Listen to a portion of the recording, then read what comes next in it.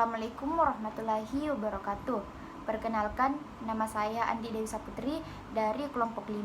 Ingin mempresentasikan hasil diskusi kami mengenai jenis-jenis kurikulum.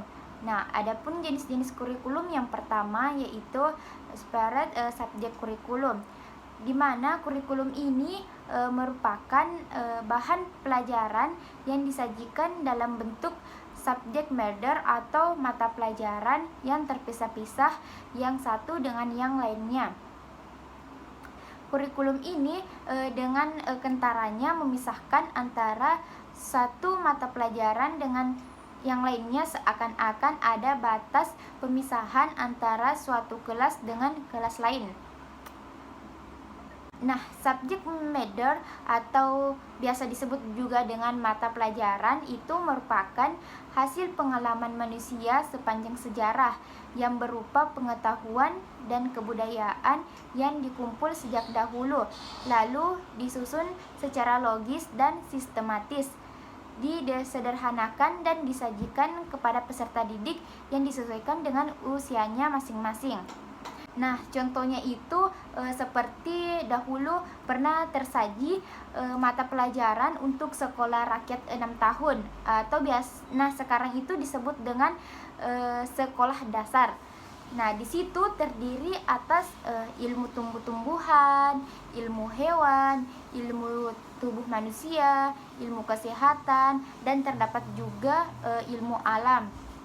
Nah, untuk saat ini seluruh mata pelajaran tadi itu sudah diberikan prediksi menjadi ilmu pengetahuan alam atau IPA.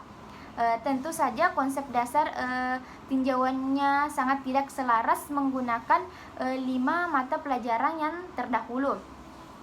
Sebagaimana yang tadi saya jelaskan itu, dalam bentuk separate subjek kurikulum, bahan pelajaran dikelompokkan dari mata pelajaran yang satu dengan yang lainnya itu tidak berkaitan.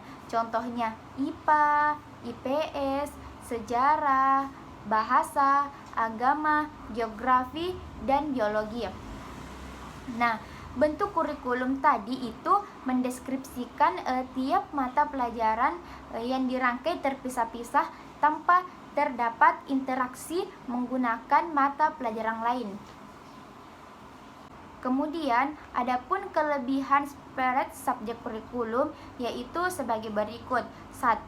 Sebuah materinya sistematis, logis, sederhana, dan mudah dipelajari. Yang kedua, hal ini dapat dilaksanakan untuk mewarisi nilai-nilai dan budaya sebelumnya. 3.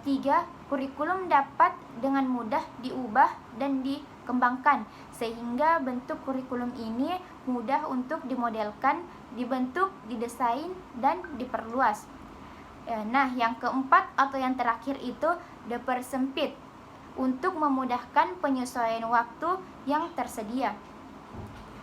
Nah, adapun kelemahan dari separate subjek kurikulum yaitu sebagai berikut.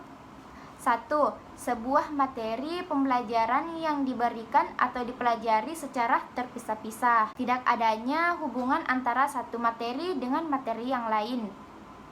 Yang kedua, materi yang diberikan atau dipelajari siswa belum bersifat nyata. Yang ketiga, proses pembelajaran cenderung memprioritaskan kegiatan guru dan sedangkan siswanya cenderung pasif. Yang keempat, bahan pelajaran adalah bagian dari informasi dan pengetahuan masa lalu dan terlepas dengan kejadian saat ini dan masa depan.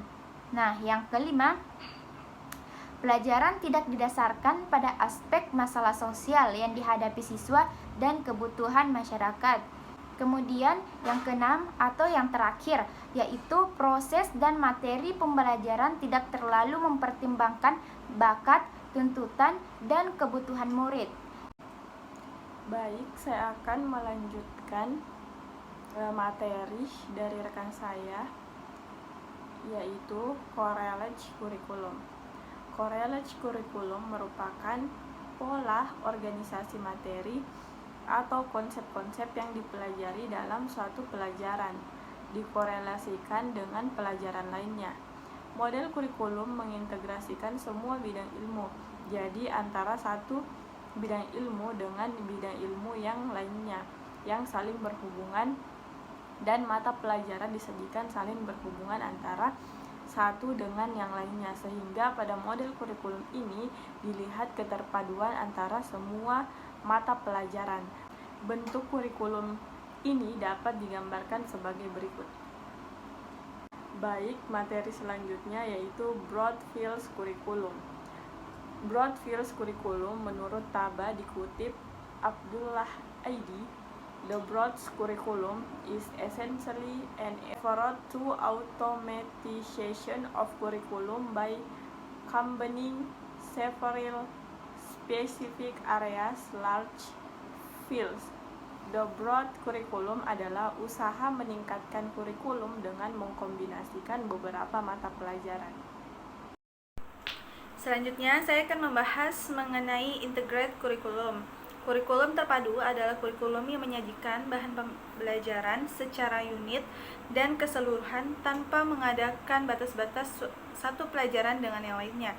Organisasi kurikulum yang menggunakan model integrated tidak lagi menampilkan nama-nama mata pelajaran atau bidang studi. Belajar dari suatu pokok masalah yang harus dipecahkan, masalah tersebut kemudian dinamakan tema atau unit.